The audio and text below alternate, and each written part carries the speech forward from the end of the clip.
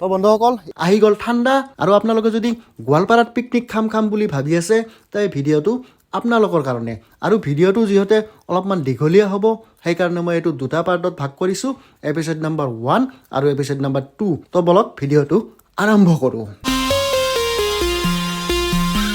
আৰু মই বৰ্তমান আছো এটো হল আমাৰ নৰনাৰায়ণ হেতু আৰু নৰনাৰায়ণ হেতুৰ তলত মানে এখন পিকনিক প্লেস আছে আৰু এইফালে কি ধুনীয়া নজাৰা চাওক মানে ওপৰেদি গাড়ী যাই আছে তলেদি ট্ৰেইন যাই আছে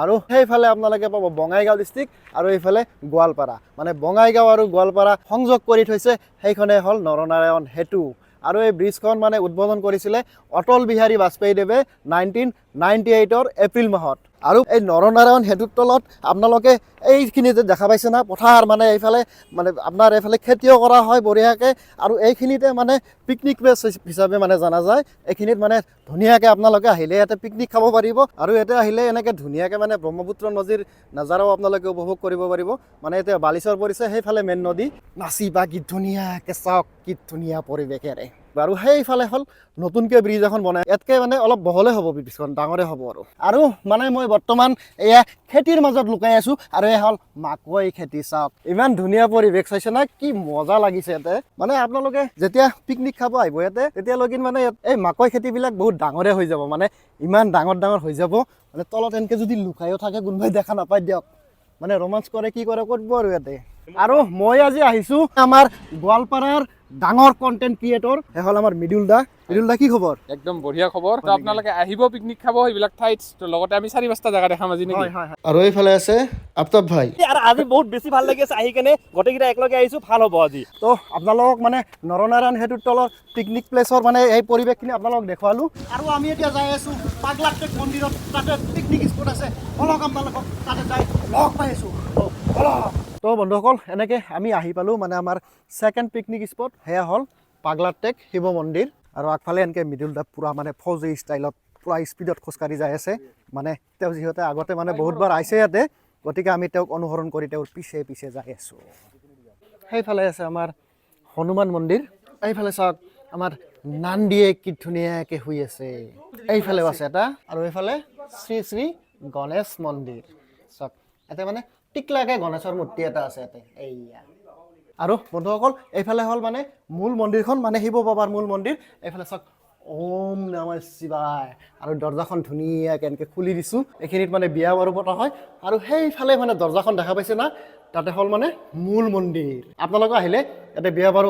পাতে কি কৰে কৰিব পাৰিব মানে পিকনিক খাব আহিলেও মানে আপোনালোকে ইয়াতে মানে ভক্তিমূলক জেগা শিৱ বাবাৰ দৰ্শন কৰি কেনে আপোনালোকে ইয়াতে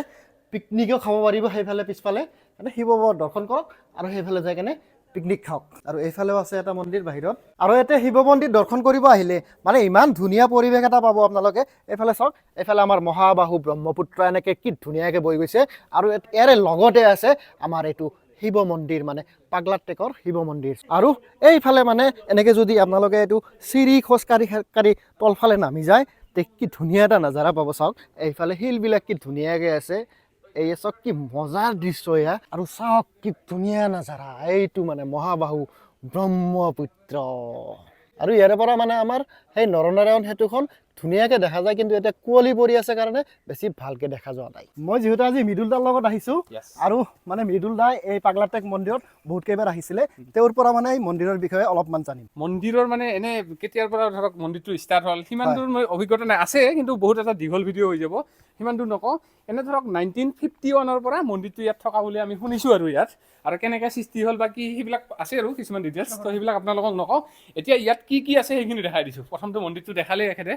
তো এইবাৰ গুহাত গৈ আছোঁ আৰু এইফালে মানে শ্ৰী গণেশ মন্দিৰৰ পিছফালে আছে গুহা এখন আৰু আপোনালোকক সেই গুহাৰ পৰিৱেশ দেখুৱাই আছোঁ এইটো চাওক এইটো সেই গুহা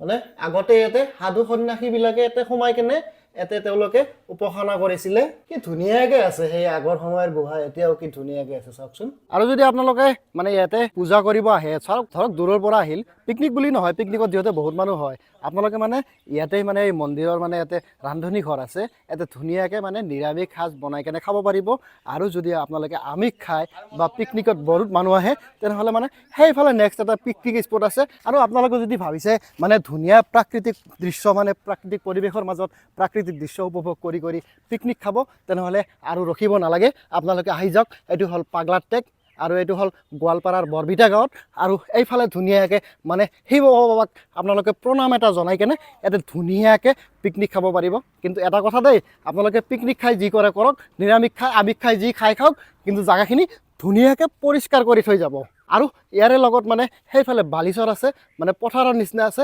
তাতেও মানে পিকনিক খাব পাৰিব। আৰু সেইটো দৃশ্য আপোনালোকক দেখুৱাই আছোঁ, আপোনালোকৰ মানে য'ত ভাল লাগে তাতে খাব পিকনিক। আৰু এইটোৱে হ'ল বালিচাৰাৰ পিকনিক স্পট, মানে পাগলাৰটেক পাহাৰৰ তলতে। আৰু চব কি ধুনীয়া পিকনিক স্পট হয় এইটো, আপোনালোকে আহিলে ইয়াতে ধুনীয়াকৈ মজাকৈ মানে ফেমিলিৰ লগত আহক, কাৰ লগত আহি থাকক আৰু ইয়াতে ধুনীয়াকৈ পিকনিক এনজয় কৰক। কি মজাৰ পৰিৱেশ চাওক। তো বন্ধুসকল, এইটো হ'ল মানে গোৱালপাৰাৰ বেষ্ট পিকনিক স্পট ভিডিঅ'ৰ মানে এপিছ'ড 1। আৰু এপিছ'ড 1ত আপোনালোকক দেখালোঁ নৰনাৰায়ণ সেতু আৰু পাগলাৰটেক মন্দিৰ। আৰু পাগলাৰটেক মন্দিৰৰ তলত ধুনীয়া পিকনিক স্পট আছে, আপোনালোকে আহি যাওক ইয়াতে পিকনিক খাব। নৰনাৰায়ণ সেতুৰ তলতো খাব পাৰে। আৰু গোৱালপাৰাত আৰু ধুনীয়া ধুনীয়া পিকনিক স্পট আছে, সেয়া আপোনালোকক মানে এপিছ'ড 2ত দেখাই আছোঁ। তো আপোনালোকক লগ পাম এপিছ'ড 2। আজিলৈ এই এপিছ'ড 1 শেষ কৰিছোঁ। তো লগ পাম আৰু এটি নতুন ভিডিঅ'ত। আজিলৈ এৰিছোঁ, টাটা বাই বাই, জয় আই অসম।